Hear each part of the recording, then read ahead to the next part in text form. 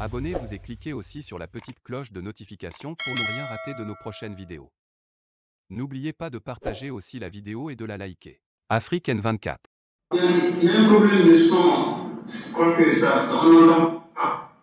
Mais ça se coupe tout seul, je ne sais pas pourquoi. Non, il faut qu'on vous entende, monsieur le président Ouattara. Attendez, d'accord, je continue alors. Bien, monsieur, je vous remercie. Si vous m'entendez, je vais commencer avec le texte. Chers frères, je voudrais vous réitérer mes remerciements. Nana, pour votre disponibilité et votre détermination à faire entendre la voix de notre communauté dans la recherche de solutions aux crises de notre région. De menacer nos acquis démocratiques et notre modèle d'intégration. Aujourd'hui, nous sommes confrontés à une crise politique au Burkina Faso. La rupture brusque de l'ordre constitutionnel intervenue dans ce pays le lundi 24 janvier 2022 constitue une régression de la démocratie dans cet État qui avait réalisé des progrès dans la consolidation de son architecture institutionnelle et dans la promotion des principes démocratiques. Cette rupture vient ainsi aggraver la perception d'un recul de la démocratie dans notre région, en dépit des progrès réalisés depuis plusieurs années. Monsieur le Président, le renversement du président Roch par Christian Kaboré, président démocratiquement élu à 2 reprises, doit être condamné.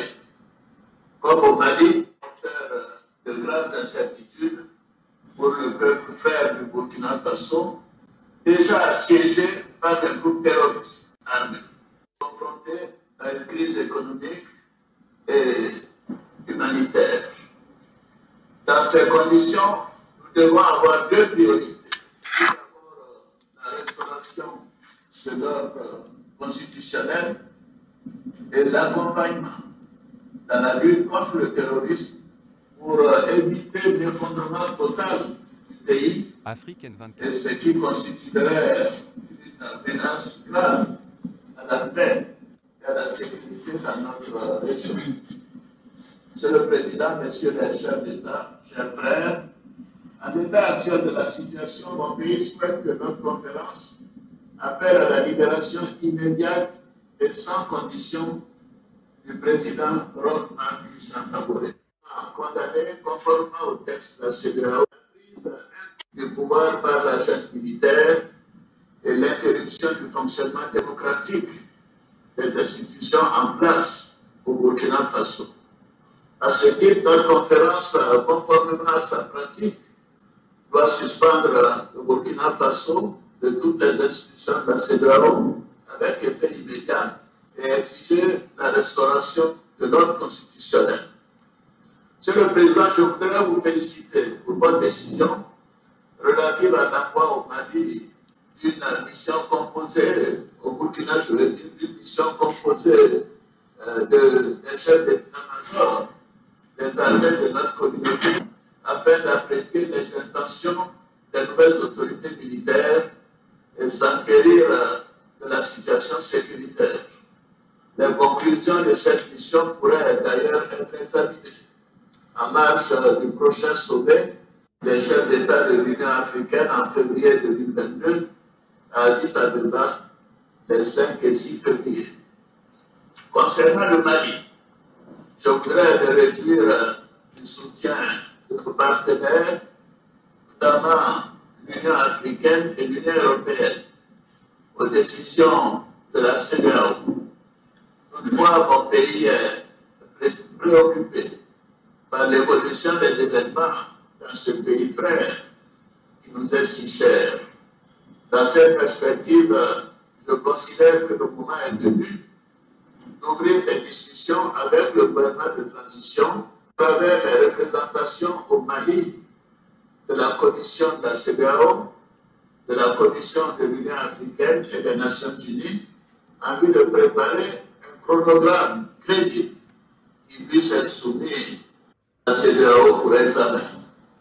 S'agissant de la Guinée, nous notons avec satisfaction la mise en place du Conseil national de transition. J'encourage donc les autorités de la transition à soumettre un chronogramme raisonnable à la commission de la CEDEAO dans les meilleurs délais. Afrique N24. Monsieur le Président, en fait, je voudrais à nouveau insister sur la nécessité de réviser nos protocoles additionnels de la CEDEAO sur la démocratie et la bonne gouvernance, afin de nous permettre de faire face plus efficacement aux situations d'interruption de l'ordre constitutionnel dans notre région.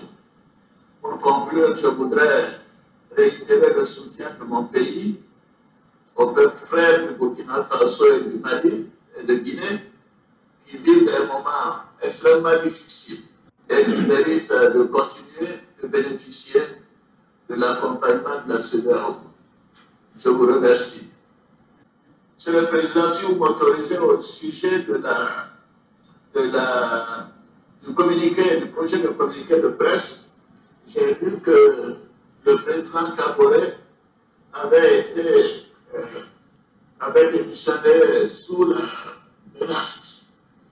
Je voudrais témoigner que j'ai eu un appel du président Kaboré le lundi en milieu d'après-midi pour me dire qu'il avait décidé de démissionner. Je l'ai découragé en lui demandant de donner le temps de mobiliser les chefs d'État pour voir ce qui serait possible. J'en ai informé le président de la conférence. Alors, il a insisté pour me dire que la situation était difficile, intenable, parce qu'il était protégé par une faction de l'armée et des soldats et d'autres militaires étaient dehors et avaient encerclé sa résidence. Et qu'il ne souhaitait pas avoir un bain de sang. Et que par conséquent, il considérait que sa démission est la chose à faire car il n'était pas venu en politique pour créer des tueries au sein de ses compatriotes.